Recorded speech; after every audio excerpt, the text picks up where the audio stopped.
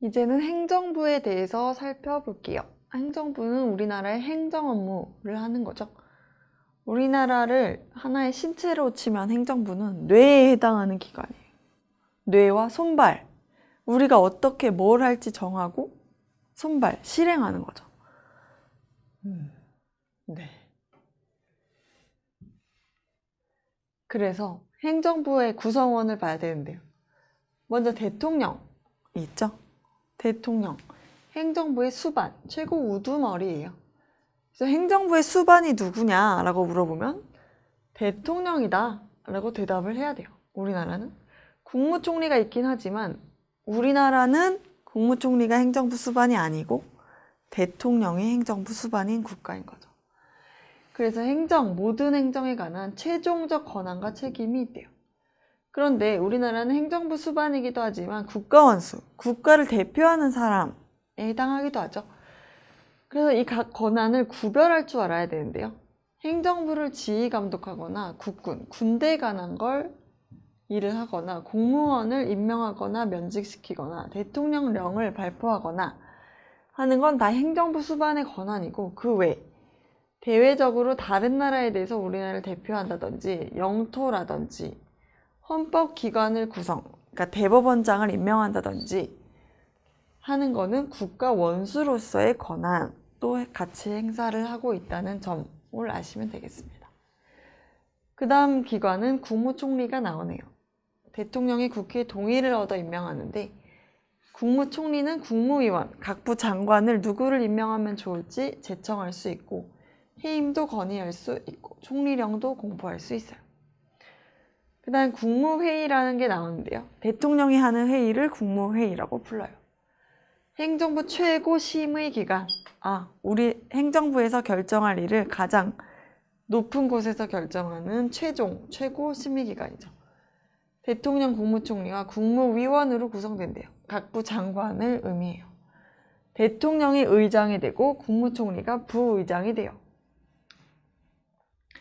그래서 국무회의, 우리나라 최고심의기관의 의장은 누구냐라고 물으면 이건 의장은 대통령이다.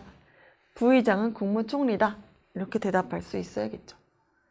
그 다음 4번 감사원이라는 곳이 나오네요. 여기는 키워드가 대통령 직속의 헌법기관이라고 문제에 나오는데요. 직속이란 말이 나오면 여기는 감사원이에요. 행정에 관해서 다른 국가기관을 감시, 감독하는데 여기서 또 중요한 일이 결산을 검사해요. 회계를 검사한다. 돈을 어떻게 썼는지를 검사한다 라고 하면 여기가 감사원이라고 아시면 되겠어요. 그래서 이렇게 대통령은 어마어마한 권한이 있는데 권한이 많기 때문에 통제가 필요하겠죠. 그래서 통제를 어떻게 하냐면 일정한 사항, 중요한 사항은 국무회의의 심의를 거쳐야 된다. 논의를 꼭 하도록 돼 있어요. 다만 그 심의에서 나온 결과를 따를지 말지는 대통령이 자기가 선택할 수 있어요. 그 다음 대통령 행위에는 국회의 동의나 승인을 받아야 되는 경우가 많고요. 대통령의 국법상 행위, 대통령이 어떤 우리나라를 위해서 정해진 일을 할 때에는 문서로 써야 되고 문서에는 총리와 관계 국무위원, 각부 장관이 부서 같이 서명을 해야 된다는 얘기예요. 그리고 그 다음은 통제수단을 한번 보도록 할게요. 행정부에 대한 통제수단은 크게 4가지로 나눠지는데 내부 통제, 스스로 통제하는 게 있어요. 감사원은 스스로 자기 기관을 단속하는 기관이고요. 행정심판, 법원의 재판이 아니라 행정부 내부에서 심판을 해준다는 얘기예요. 국민이 법원에 가기 전에 행정부에다가 너네 뭔가 이상해, 이거 좀 고쳐줘, 이렇게 심판을 청구할 수 있어요.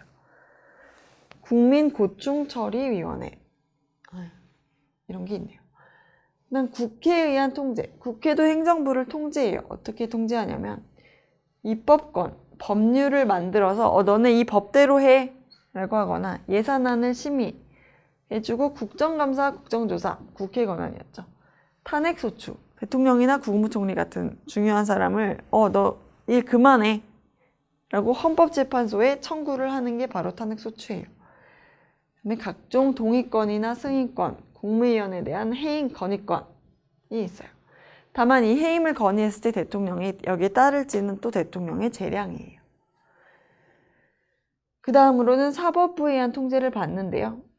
사법부에서는 행정부에서 내놓은 어떤 제도나 명령 규칙이 너네가 이게 잘하고 있는 건지 헌법에 위반되는지를 심사해요.